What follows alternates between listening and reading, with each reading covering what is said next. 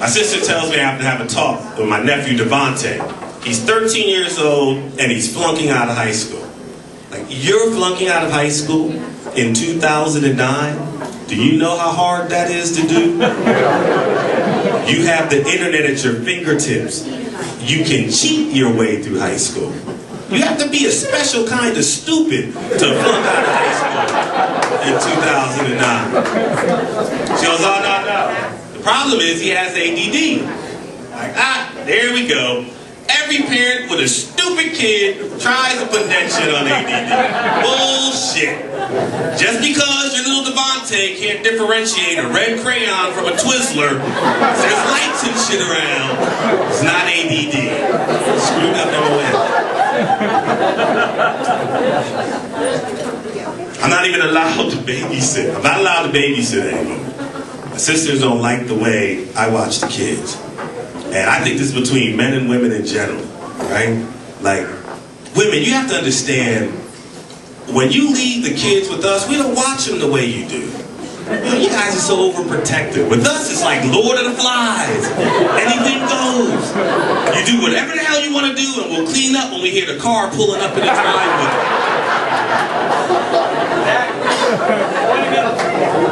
My nephews will play this game with my sister, where they act like they're going to touch the stove, because they know she's going to come barreling around the corner. Get away from there, you're going to burn yourself. Or they walk by the electric socket, get away from there with that hanger. You're going to electrocute yourself with this. Guys, what do we do? Go ahead and touch it, fucker. Go ahead, come on, you'll learn. Hey, get away from that socket with that hanger. What the hell is wrong with you? You got to straighten it out first, that's right. Oh, shit! Walk it off before your mother gets home. Should be true. Back and forth, we go back and forth. My nephew Malakai, me and Malakai to this day cannot get along. He's 9 years old now. When he was 7, he pulled some shit on me that I can never forgive him for. If he walked his little 9-year-old ass in here, I would leap through all of you and choke the shit out of him. Because there are things in life you know not to do through common sense. It's unwritten rules that you know I shouldn't do that just because I have common sense. Malakai was 7 years old. He's the cutest little 7-year-old you'll ever see. So he gets away with everything. And every time, I have a very big family. I have 8 immediate siblings and then all my cousins and everything. And at every family function, my sister would show up with Malakai, and there's always some drama. Malakai spit on me. He did this and that. So I take him for a spring. Let him hang out with his uncle. I have him for the spring. We're in New York. My dad used to coach college ball. So one of his buddies leaves town and gives me tickets to see the Knicks play the Cavaliers, which is the only time you go see the Knicks, because they suck. It's if LeBron or Kobe comes to town. The rest, fuck that. It's like going to see the Seahawks. But you are the Cowboys here. I don't know that. I saw what happened last year. What? What are you owing? Man, I'm not scared of you. You're Seahawk fans.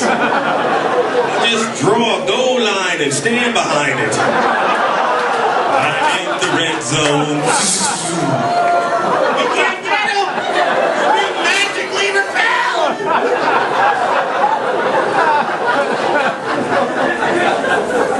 We're at the game. We're watching the Knicks play the Cavaliers. We have courtside seats. This is the most. I'm thinking this is something he's going to remember for the rest of his life. He's going to tell his kids how his uncle took him to see LeBron James in his prime. And then it happens. LeBron gets a steal. By the time he hits half court, he's by himself. 20,000 people in Madison Square Garden on their feet. And then the whistle blows. Everybody's like, oh, shit. And I'm looking, and I notice that the refs are confused, and the players are looking around, and then it dawns on me that that whistle didn't come from the court. This little asshole brought a whistle to a sporting event. You never do that. I don't care if it's your team. You never blow a whistle at a sporting event. And they're not looking at him because he's 7 and cute. It's my big fat fucking head on the jumbotron. Hey, sir, please whistle, and I'm ticked off. I'm like, give me that fucking whistle. But what happened next confirmed everything my sister said. Because Malachi fell on the ground and started doing this Three Stooges thing. And he's biting himself, he's pulling his hair. I'm freaking out like, what type of Rain Man shit is this?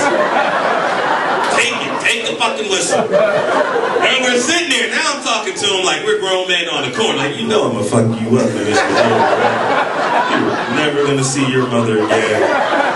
Life is over. And my sister isn't. My girlfriend, I tell everybody, I'll tell you the same thing.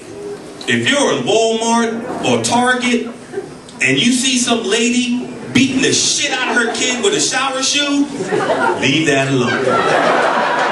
Leave it alone. You have no idea what he did to be put in that position. Just a reminder that they come in pairs. So, we're not.